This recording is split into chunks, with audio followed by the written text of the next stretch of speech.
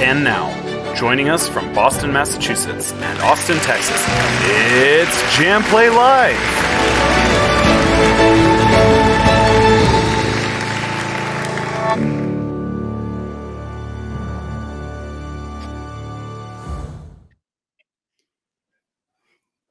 Hi, welcome to JamPlay Live. Hi. I'm Claire Hollenbeck from JamPlay, and tonight I have Taucher. This is a great artist, classical guitarist, and JamPlay teacher. And we're just going to have a good time tonight talking with Evan about music and about his study in Spain and classical guitar and everything. So how you doing, Evan? Sure. Thanks so much for having me, Claire. I'm doing well. Really excited to play some music and talk music tonight. Yeah, absolutely, absolutely. And so in addition to hearing from Evan, music, conversation, we're going to be giving away some pretty fun prizes. And we have some special discounts for you, so stick around. So Evan, you got back from Spain. You tell us about coming back from Spain. I think it coincided with the pandemic, right? Didn't you have to, wasn't it cutting it close there? Oh yeah, no, it's somewhat. No, it was about 6 months apart. I think I came back in June or July, coming back from Spain. But I had all these things planned to come back to the States. I had some concerts lined up and a bunch of different projects, and then of course just a few months later, and it was and everything changed. But fortunate to have experiences like this to be able to play music for people and to connect with everyone in a different way. You know. That's right. Yeah. Have you been doing a lot more of this since you got back? Yeah, I've had more students than I've ever had. And I've also just been making videos. You know, for JamPlay, I've made 2 10-week series now of one of classical classics, going through a ton of different famous classical guitar pieces and just exploring little fragments of them. And then one doing technique. Yeah. And, just lots of exploration of technique and teaching and making videos. That's been, I think for everyone, it's been amazing. But, it's obviously some ways frustrating too, getting past technical errors that you're not normally running into. But it's been a great process. That's great. And it looks like you actually have it down. You have the black curtain in the back. You got the lighting. You got... It looks very good. It's not just your Zoom meeting. Yeah, I try. We got to make it. I got to make it seem like a workplace. Otherwise, I'm just going to be eating the whole time and drinking coffee. You know. Great. Yeah. Exactly. Right. Yeah. Hey, so let's start off with a piece. What are we going to hear first? Sure. Well, we're first going to hear Pavana Capricho by Isaac Albeniz. I recorded this in Santa Monica, California, at the Guitar Salon International Showroom. It's this amazing. It's like dream for every classical guitarist to go there, because they've got every famous guitar maker that you can imagine, like all the way ones that have been long past. You know, the guitar that I'm playing on in this video you're about to watch is a 1952 or 57, 1950s Hauser, a German maker. Oh. And it's like such a treat to play on an instrument like that. It's not an instrument I could own, at least in the foreseeable future. And then they have everything from like really old makers to some of the most promising up and coming luthiers. So they throw a guitar in your lap. They say, "What do you think of this?" And then you're getting to know it. And then all of a sudden you're recording a video on it. So it's exciting, nerve-wracking, and turns out to be a pretty cool product. So I hope you enjoy it. Yeah, this piece, Pavana Capricho, it's by a Spanish composer, and it's originally for piano, and it's arranged for guitar by another German, Wolfgang Lindl is his name. So this is his arrangement, my performance, and I hope you enjoy. Terrific.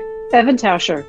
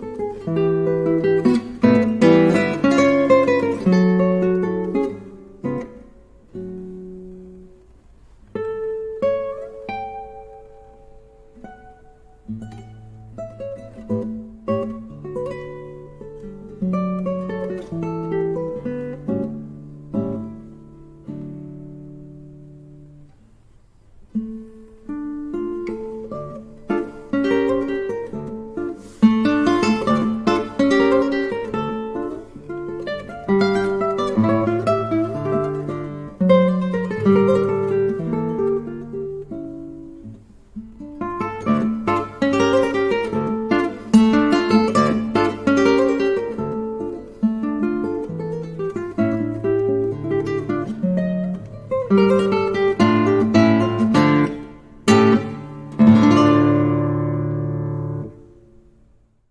was Evan Taucher, and we're back with JamPlay Live, and Evan is joining us from Austin.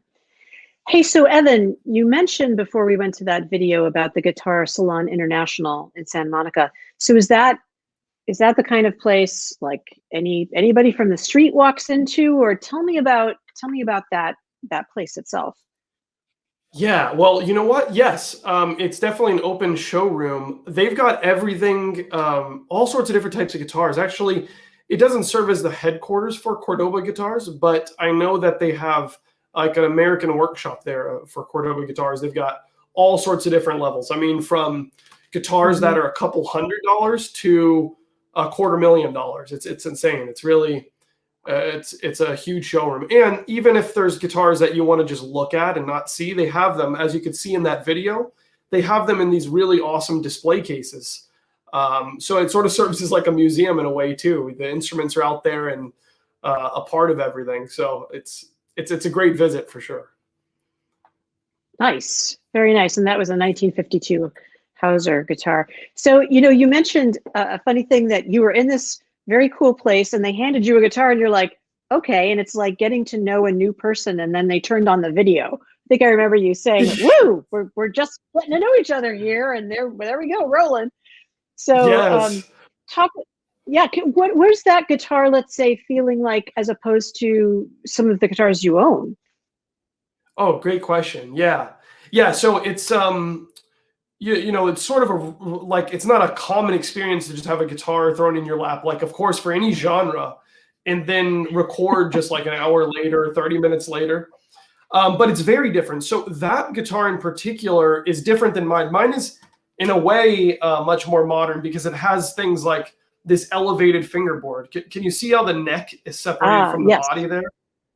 Yeah, and that allows for more easy playability. This is a guitar made by American luthier Stephen Walter, and he takes a lot of the traditional elements from guitar building as well. It's not super modern; it's like somewhere in between.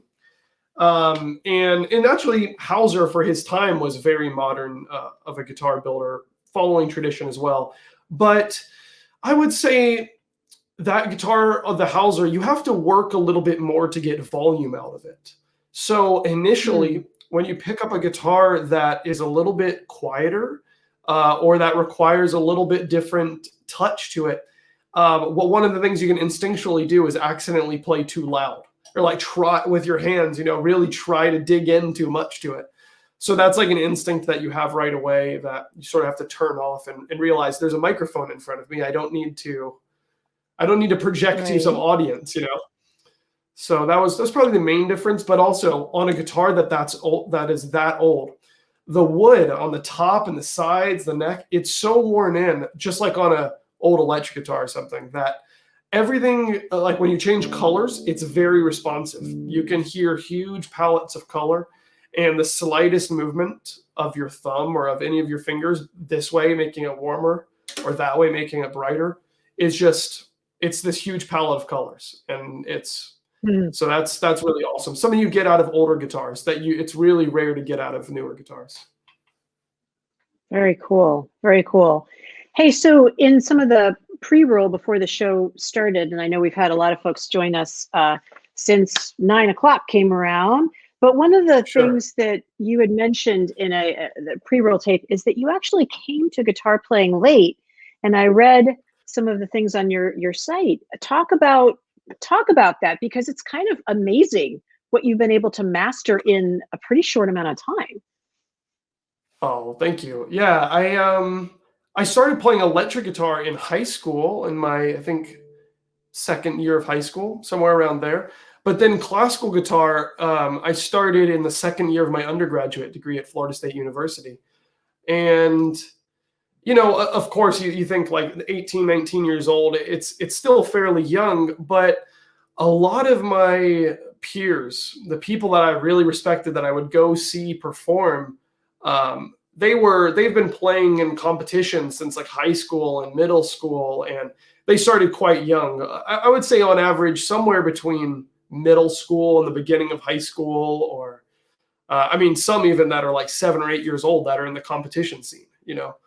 So there was a lot of catching up to do. But since I started late and I was already at a university that fortunately Bruce Holzman at Florida State University has an amazing, amazing guitar program, I was surrounded by all these people that were playing at a really high level. So I was listening to everyone, was asking all the super annoying questions, you know. And yeah, so it was a great experience starting late because I happened to be in the right place at the right time with a ton of amazing guitar players.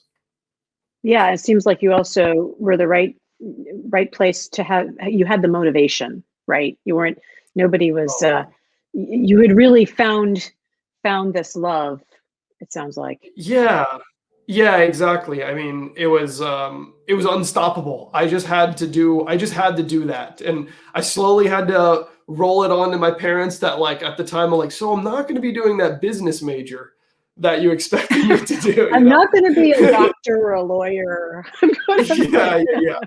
Right, at first, and they could testify. At first, I said I'm going to do a double major, business and music, and that's like, all right, that's really good idea. Right. But then it was like, actually, I'm just going to do music, and I'm spending too much time practicing to do that double major that we were talking about. So it was a lot of catching up to do, and it never stops. It never stops. So, but right, you got to be in love with it. It wasn't like it didn't feel like incredibly hard work because I just loved practicing all the time. So yep, that's great. And you have a course on JamPlay called Classical Guitar for the Modern Guitar Player. And we're going to be at the end of the show, actually, and we're going to be emailing folks on the line with a discount for that course. But can you talk about it? Who's that course for? Yeah, so it's hard to pinpoint exactly who it's for because there's a big variety of topics on there. And I think, I start out with simple things like how to make a good sound and how to place your left hand on the guitar. And those might seem like concepts to where, like, if you've already played guitar for a while, you're like, yeah, I've got this. But I have noticed, at least every time that I've re-examined the bare minimum things, like, okay, so maybe you see a friend or a colleague that's like, how are they doing this? You get a new idea of like after talking to them a little while, like how they ended up formatting their technique and what exercises they did, or did they do exercises at all.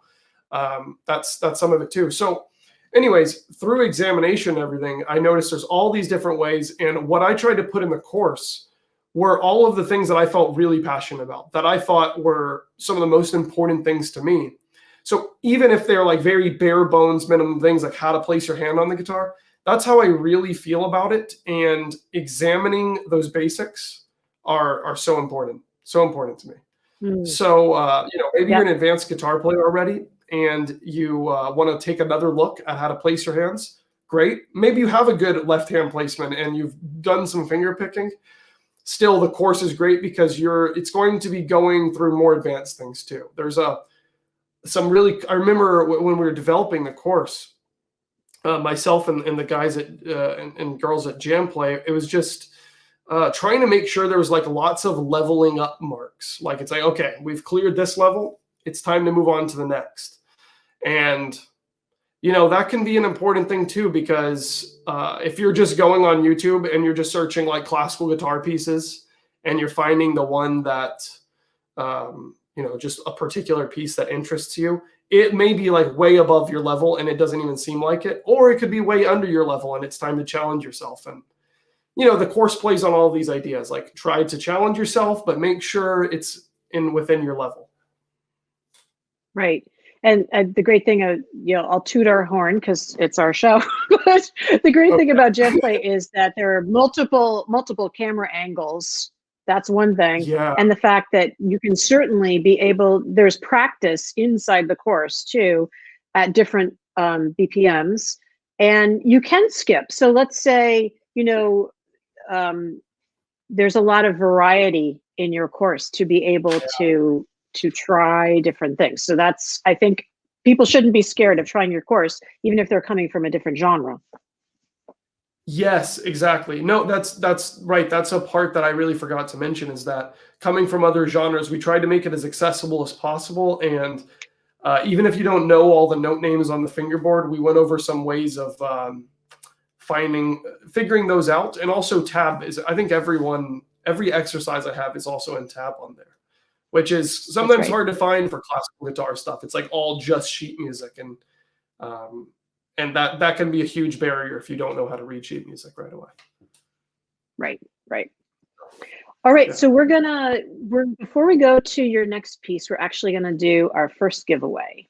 So Oh, awesome. I have, you know, the producers, the amazing producers who tell me everything I need to do. And we have some winners that we have drawn randomly. So let's see, I'm gonna find the names. Here we go. Okay, so we have a t-shirt for, and please forgive me if I do not say your name correctly, Marcel Mengerink and Daniel Krogstad. Marcel Mengerink and Daniel Krogstad, congratulations. We're going to be getting in touch with you and sending you your own JamPlay t-shirt. So now we're going to go on to another piece. We're not going to tape for this. You're going to do it right there from Austin. So tell us about what you're going to play next. Yes. Okay. I'm going to play for you two Catalan folk songs, arranged for guitar by Miguel Llobet. He's a Catalan, so like the northeast of Spain area. And these are folk tunes that are popularly sung, but we're sure were played on guitar by a number of people. These end up being the most famous ones. This set by Miguel Llobet, but I'm going to be playing two from that. The first one is called Testament de Emilia, and the second one is Cançó de Lladre, or Song of the Thief. So maybe you'll hear the mischievous nature in it. It's a pretty tragic tale, but it sounds very happy. So you'll get the idea from it, and they're about a couple minutes each. All right, great. Let me move this. Thanks, Evan Taucher.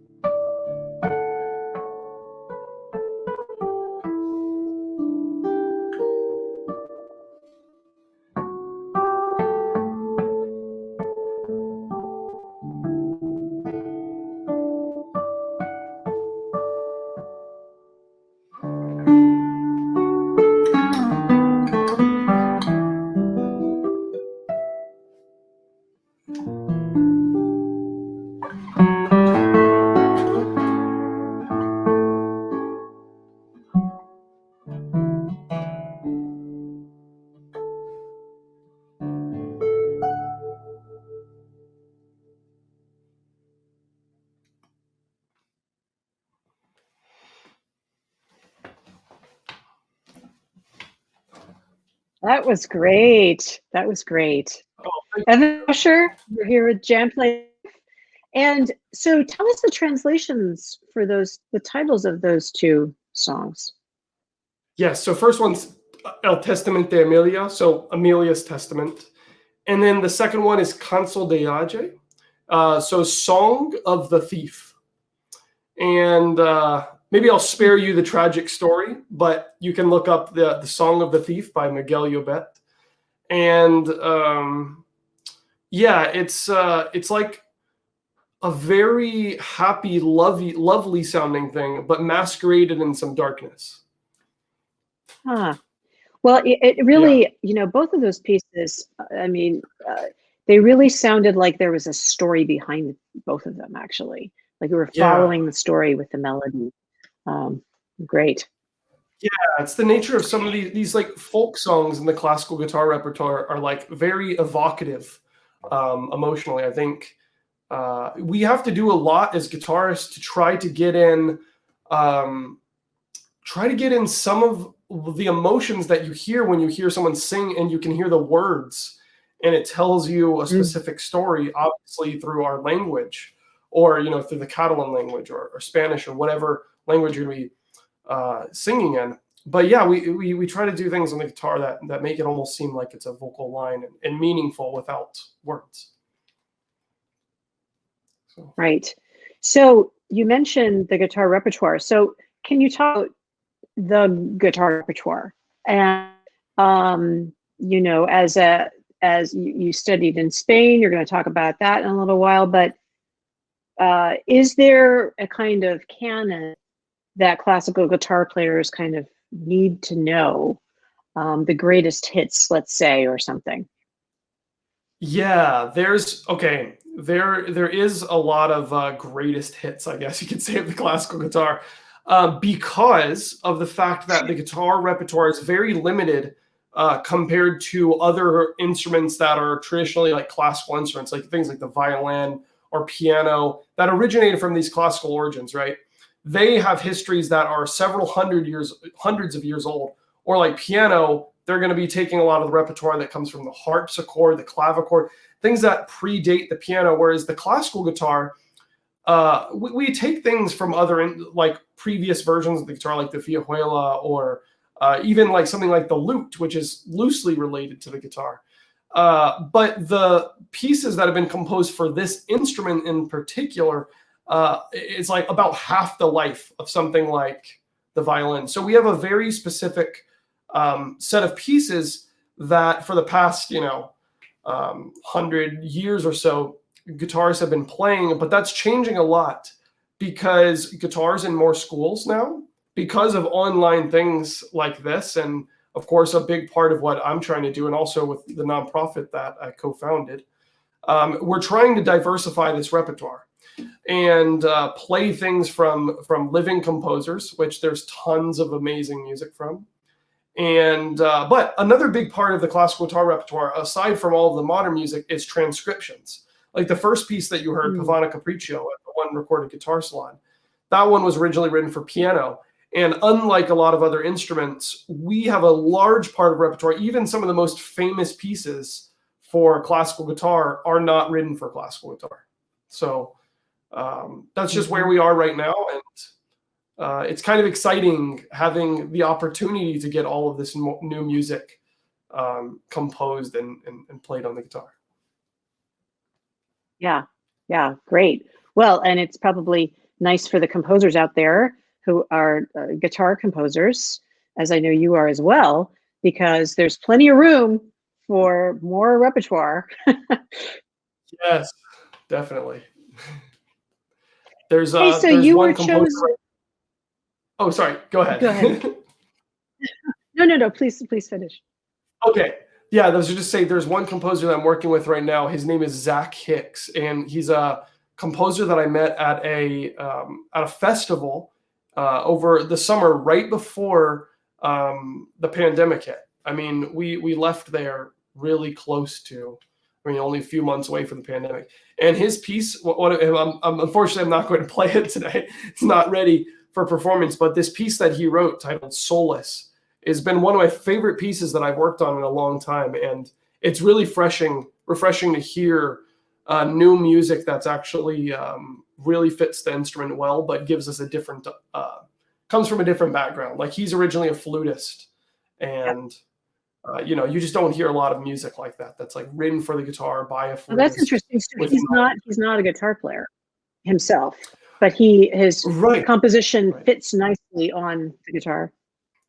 Yeah, and a lot of times, like in his situation too, we had to do a lot of back and forth. Like, hey, this isn't possible, but I like the way it sounds, so don't change it too much. It's a tall order, because you're like, hey, this is different than anything else I've heard, but it doesn't quite work. So I want you to change something, but don't make it so easy for the guitar. We want it to still sound fresh. Right. Nice. Great. So we're starting to get some questions from our audience, and I just want to ask one on behalf of Rob, who's asking about your armrest and how it's affixed to the guitar, actually.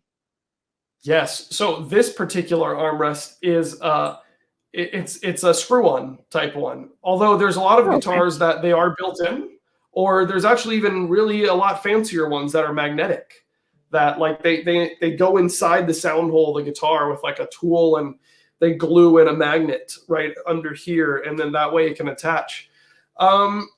This thing, it's a really simple little mechanism. It's maybe it'll focus in there, I'm not sure, but it's simple. It's like a little screw. I've been using this thing for 3 or 4 years now. It's made by Able Armrest. I think Strings by Mail. It's a website that has them. But I actually got it. You would think that it's for the reason of being comfortable, which is the reason why a lot of people use it. But the reason I use it is to get my arm resting a little bit further away from the guitar, because I have really long arms. And if I were to just like relax and rest my arm where it normally sits, this would be my playing position, which is way too far this way. You want to be a little bit closer to the hole, somewhere in this area. So when I use this, you can see it's actually it protrudes quite a bit.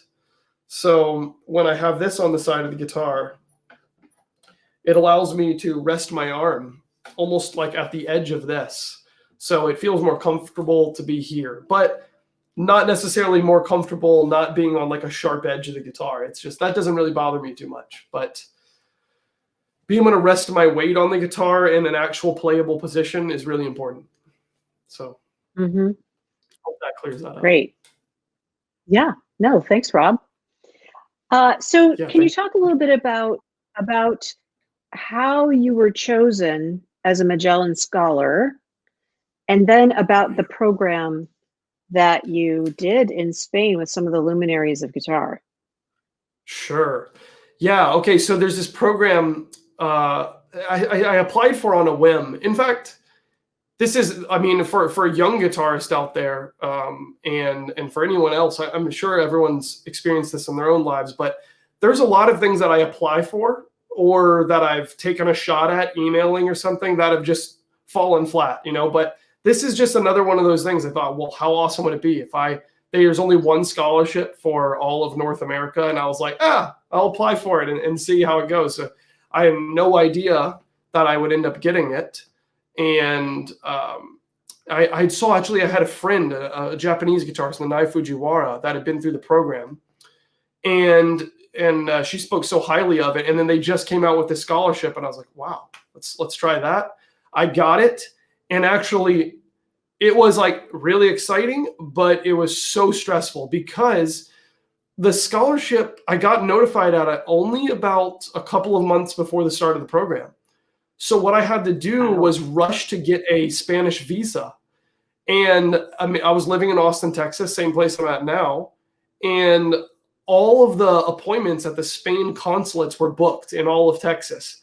And I asked, like, okay, can I just show up at like 7 in the morning and wait? And they're like, no, please do not do that. There are no openings. You will not be seen. And I was like, oh my gosh, what am I going to do? You know, it was booked through like a few months, for at least for 3 or 4 months it was booked.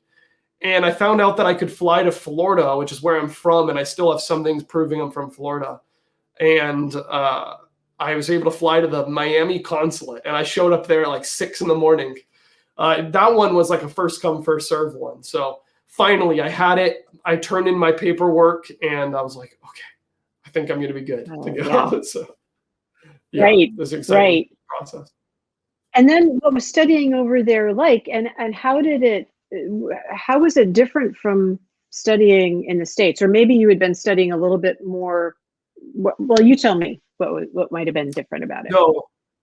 Yeah, that's a great question. Well, the program is sort of one of a kind in that, well, actually, no, there's several programs that are like this, but they have several really famous older people in the classical guitar world that have been, performing their entire lives and have a lot of knowledge to share, come through, and they teach for a week at a time. So you might have like a couple of classes with them, but you observe everyone's class. So some of my favorite guitarists, David Russell, Manuel Barrueco, Alvaro Pieri, these people came through, and they're all experts on different things. So in that way, it's a totally different experience than studying in the States, or for that matter, studying in a particular place in Europe, because at the conservatories in Europe, you're still usually studying with one or two professors. So, and I'm talking about over the course of 2 or 4 years. This was a 6 or 7 month thing, and we had like 9 people that came in and taught for a week at a time. That being said, it was amazing. It was someone else's opinion of your own playing every week. It was someone different, and so that was really interesting too. You're just like bombarded by ideas, and sometimes you're just like, oh, I want to go home and work on these things for like a half of a year. But then 6 days come by and you're playing a new piece, Wow. That's intense. I'm sure you came back really a changed guitar player. Yeah, I think so. Yeah. And you know what? In combination with just being in Spain, enjoying the landscapes, meeting people from all over the world. In that program, there was only a few Americans. And then everyone else, I mean, there's people from Ecuador, from Brazil. Oh yeah, quite a few South Americans, Mexico, Canada. There was, I mean, I'm going to forget a ton. There's a Chinese guitarist there. Yeah, I could go on and on. There's people from everywhere. And that was awesome. And, in Europe, traveling, was really easy. And taking trains to go to a guitar festival or play a concert. I played a concert at the Florida State University campus in Valencia, Spain. And then I got to go to festivals in Serbia, in Belgium. And I'm forgetting, Croatia. I'm forgetting a lot of places, but it was amazing. I want to go back. Yeah, absolutely. Hey, so speaking of Spain, we're now going to listen to another piece of yours, and this was recorded in Spain, right? Yeah, absolutely. Yeah, this was recorded in the workshop of a really fantastic guitar maker, Carlos Busquiel.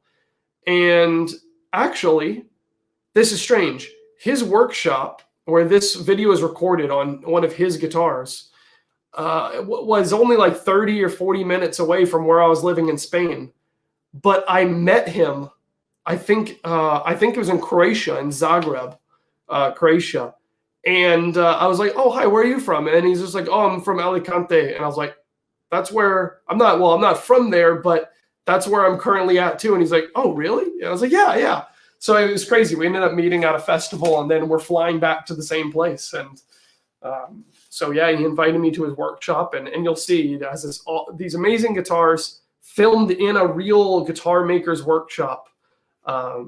and I'm playing 3 of my original pieces here, which I think you guys might have some of the sheet music for. Very cool. Yes, we're actually going to give some of this away as well. And tell us what the names of the pieces are. Oh, yes. Okay, so this is a set of pieces, 3, I'm thinking of expanding at some point, but these are called 3 scents. Not like pennies scents, but scents like sense of smell. Like the scent that you smell. Sense of smell is different. Sense, scent. Right. Yeah. Anyways, and I've the backstory of this is that I haven't had a sense of smell that's been stable for most of my life. At least I think somewhere around middle school or high school, I started losing my sense of smell, bad allergy issues, and it really only comes back every now and then. Sometimes during exercise. And sometimes it comes back for a couple of days or a week, but that's maximum. So whenever I have this sense of smell, I'm usually immediately filled with joy. I'm excited. I'm smelling things. Oh, this coffee, this smells good. Or, oh, what's this? You know, like I'm checking what all the sorts of things smell like. If I've got like a plug-in into the wall, or there's flowers outside, or fresh cut grass, anything is really exciting. But then it's followed by sadness, because I'm like, oh, this is what I'm missing out on. This is terrible to miss out on. That it's such, you forget. Even sometimes we're cooking in the kitchen, and there's something simple like I can feel in my eyes onions being cut, and I was just like, oh, I miss that smell. And my girlfriend is like, oh, why you shouldn't? It's not a special smell or something. I was like, yeah, but it's special if you haven't smelt it in a long time, you know. So anyways, these pieces sort of fluctuate between that period of like really brief happiness followed by sadness.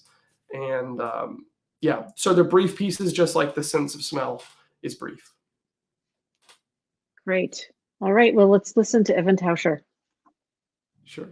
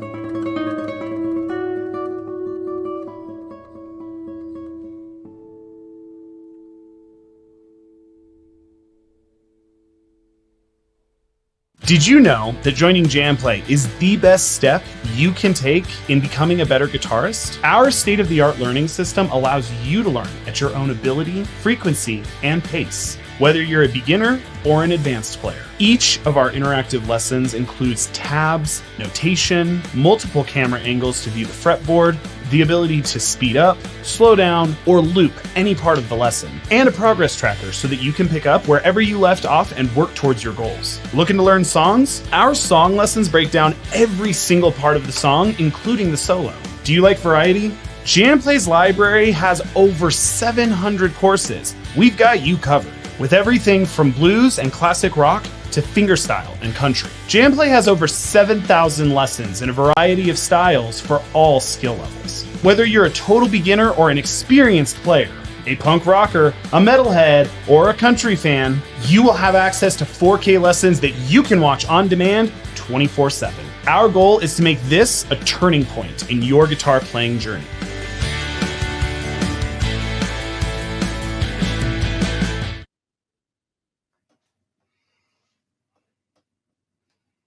All right, we're back. JamPlay Live with our guest, Evan Taucher. And before that little JamPlay commercial, we were listening to Evan's original pieces, and they were pieces called 3 Cents, SCENTS.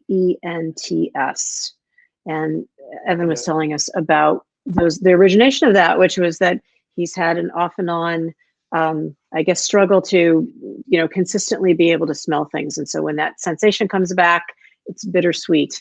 And wonderful, wonderful pieces. We've got a lot of great. You summarized it much better than I did. Mine took about 1,000 words. Well, it's such a very cool concept, actually, to write music around. It's really, really great.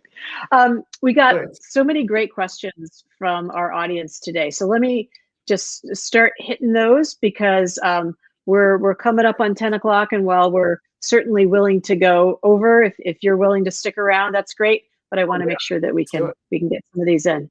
All right, so let's see. So we've got a question about the process you use to memorize longer pieces. Ooh. And let's say, do you ever confront the I can't remember this part kind of blank? Yeah. I definitely do. Those are like the really scary situations when you're really just like frozen and you can't play anything. But I think there's a couple ways to avoid that. But the way to handle those situations, I think, is just keep on moving. And if you can remember a part that you can jump back to or jump forward to, that's always going to be the best. And if you can't, then just own up to it.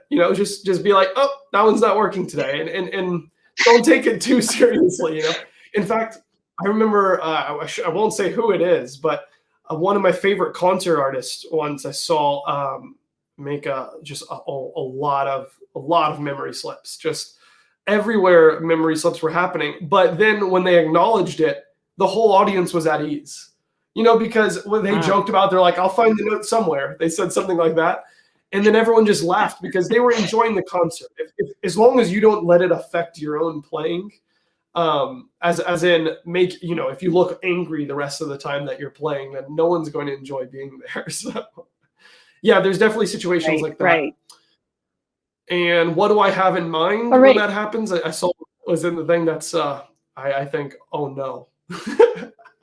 But I can answer a process on how to memorize longer pieces. Yeah. On that subject. Yeah. Yeah, go ahead.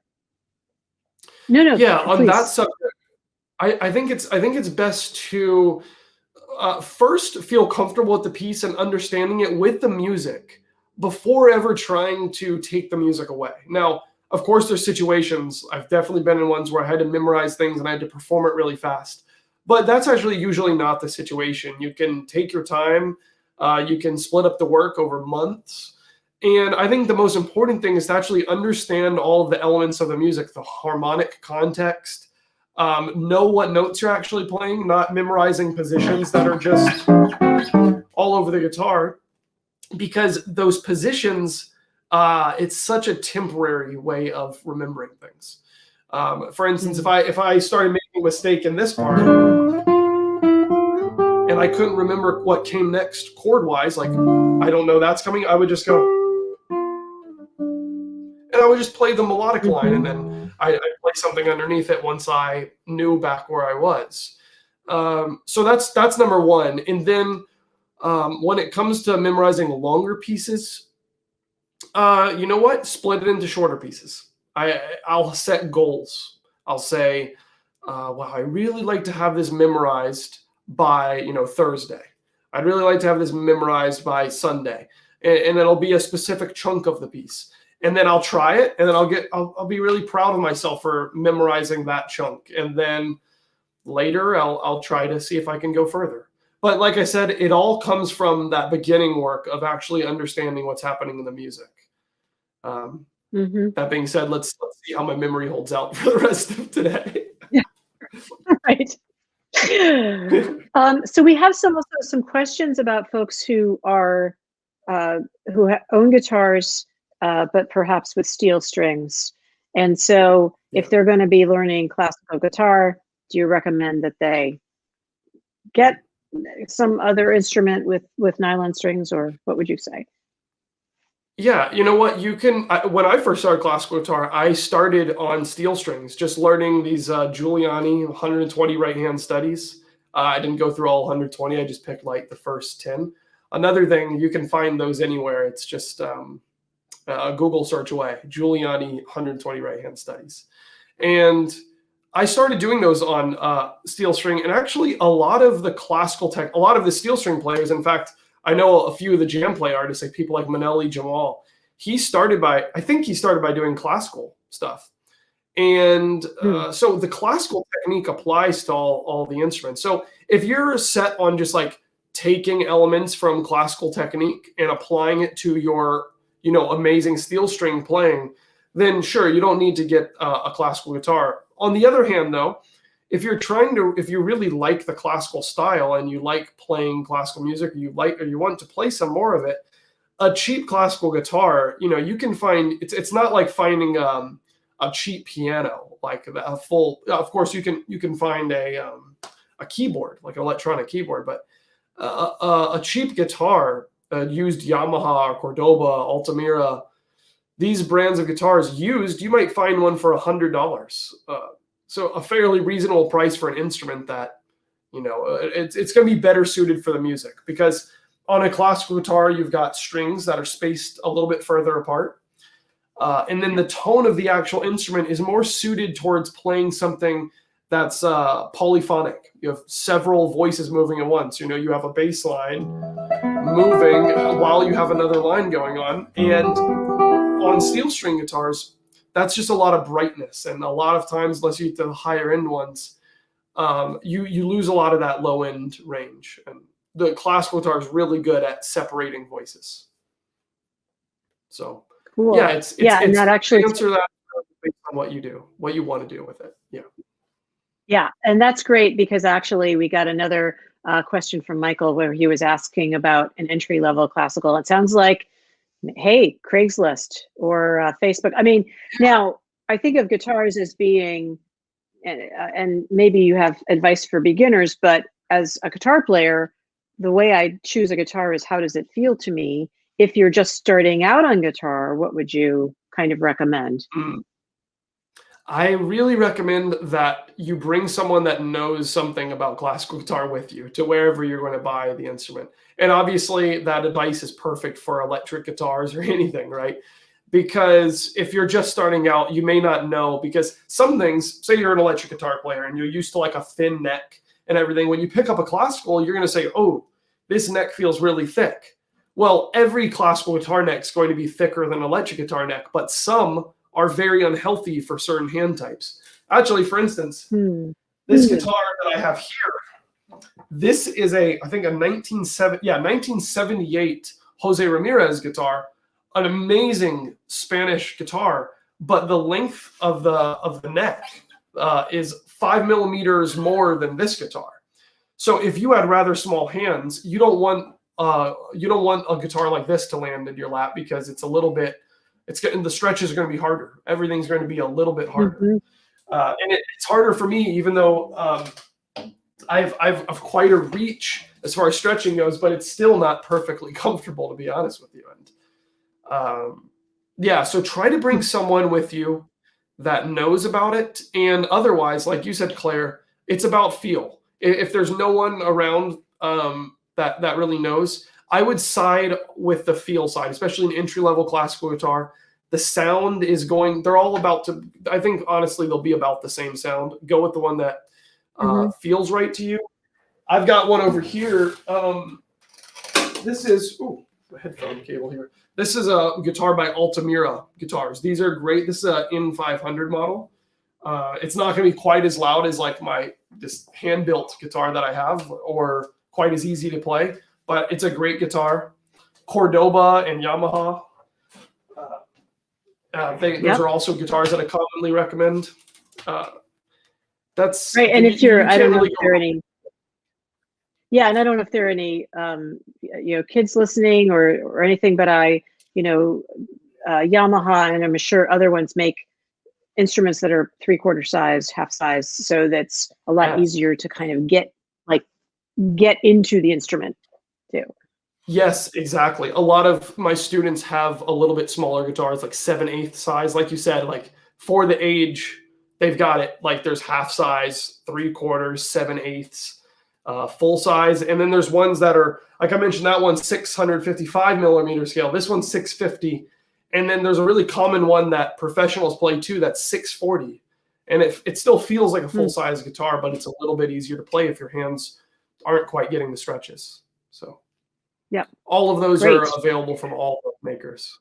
Yeah. Excellent. So we're already at 10. So I'm going to ask you to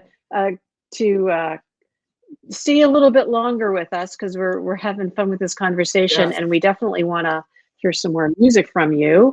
And we're going to also give away some sheet music. Tell us about what we're giving away right now. Yeah. So the pieces that will be given away here are it's the collection of those 3 scent pieces from those pieces that I recorded at Carlos Busquel's workshop. The Prelude, and then there's a homage to Leo Brouwer, which was the second one that you heard. And then the last one is a tremolo piece, an homage to Agustin Barrios, the Paraguayan composer. So it's those 3 pieces. I'm not sure which one is being given away here, but so we're giving away, it looks like 2. Right. Yeah. So they get to choose actually, and the lucky winners are Jack Fenton and Grace Elmer. Congratulations. Congrats. And if you don't happen to read sheet music, I bet that you can probably listen to Evan's pieces. I'm sure that. So Evan, do you have those 2 pieces available for folks to listen to either on your website or Spotify or another place? Yes. Yeah, they're on Spotify, Apple Music. Yeah, YouTube. You can on YouTube you can see the fingerings and everything too. So that could help as well. That would be great. That's great. Cool. All right. So I think we just have probably time for one more piece, and then we're gonna give away some JamPlay memberships. So let's go to Evan. Let me give you. What would you like to do? We have. You were going to do a piece that we were going to go to tape. The Preludio number 2. Or you know what? I'll play a short little piece, a little minute-long lullaby to my new baby niece. My first time being an uncle, and I wrote this piece for her. She was born at a crazy time. She's 6-7 months old now, so she was born in the middle of a pandemic. And I was just imagining what an amazing, wild world that she's being born into. Everyone she's looking at's wearing masks. But I got to play for her. I got to play guitar for her, and the way that she lit up when I played guitar and let her strum the strings was so beautiful. I was like, this is the humanity this is the magic of music. It's so corny and cheesy until it's right there in front of you. So I'll play that piece, which is about a minute long, and then maybe you could play the Dos Preludios, the piece from YouTube. That sounds great. All right, let's do it. Okay.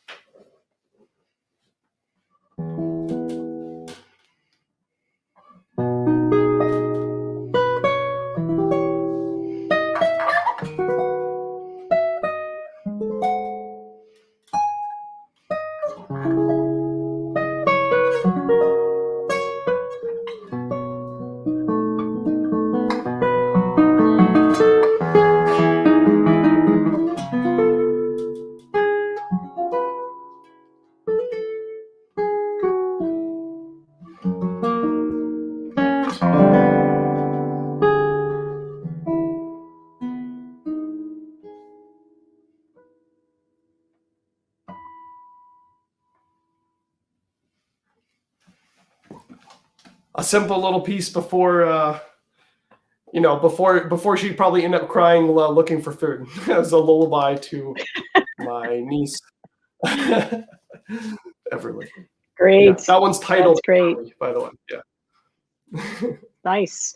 All right, and now let's go to the other piece. Do you want to introduce this for us?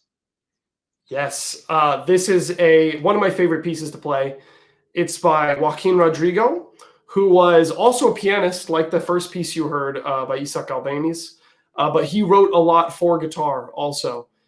He was a blind pianist, actually. So a lot of the music that he's writing, he had no idea what the difficulty of was for guitar. And from the stories that I hear about him, that he just wouldn't really care. Obviously, if you can't see people's fingers stretching really in a wild way, you're just like, well, please just play the music. So fortunately, he worked with some virtuosos of the guitar, and one of them, which told me he proofread this piece when I was studying with him in Spain, Pepe Romero, and he told me that that Rodrigo hated when people said that it's like impossible or it doesn't work. So he was always pushing the limits of the guitarist around him. This piece has a lot of different elements. You can hear an element of like a flamenco fandango. There's rasgueado strumming, really loud strumming. And this piece was recorded just a few months ago during quarantine. I had family members get coronavirus. I and my girlfriend had to isolate inside of another home. And so I had to throw together things for competitions and performances that I was recording for. And so you can see some little decor items that are necessities for me in the background of this video. So hope you enjoy. All right, Evan Taucher.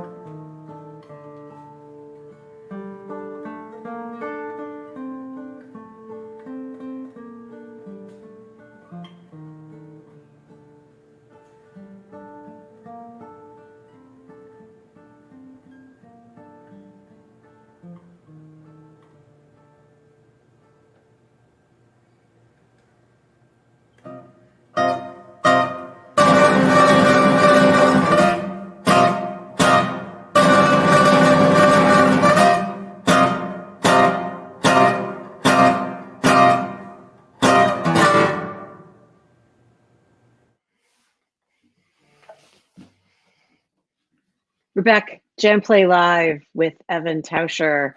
That was a great piece. I loved how we've listened to a variety of pieces tonight, and that was very much a contrast to some of what we heard early in the show, and even within the piece itself, that dynamic contrast, really terrific, energetic, and subtle at the same, you know. Yeah, I really like that. Yeah, Spanish music can be so dramatic and exciting, and that's a nice example of it. Yeah, very cool. We got one last question, and we're going to also do a final giveaway before we say goodbye. What strings do you like to use?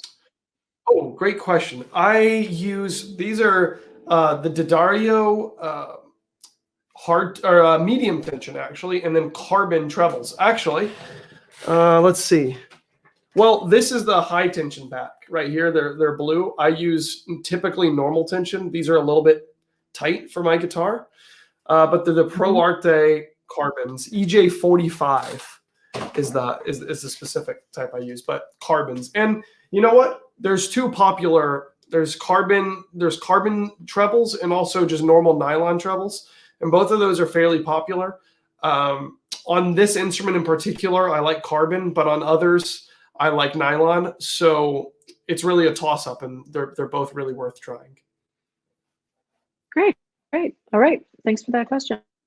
Okay, so we got our last giveaway here. Also, we're going to be giving away 2 JamPlay Pro level memberships, and the lucky winners that my producers have chosen tonight are Linda Lee and Jim Gaskins. Congratulations. You get a JamPlay Pro level membership, which will be contacting you and contacting all the other giveaways also to send you your stuff. So, Evan, it has been really wonderful to have you here tonight. Thank you so much for spending time with us. Oh, thank you so much for having me. This has been such a great time. Just getting to play and talk about what I love. So can't complain. It's great. Yeah, and by the way, we're sending out email to you following this this show. Probably you'll get it tonight, maybe early tomorrow morning. We want to get your feedback on how you like the show. If it's good for you, if you have some suggestions, if there are artists you'd love to hear from in the future, we'd like to know. And we're giving you a 50% off coupon to Evan's JamPlay course. So look for that email because that 50% coupon is in there. All right. Thanks so much, everybody, for joining us for JamPlay Live. And we'll see you soon. Thanks so much, everyone.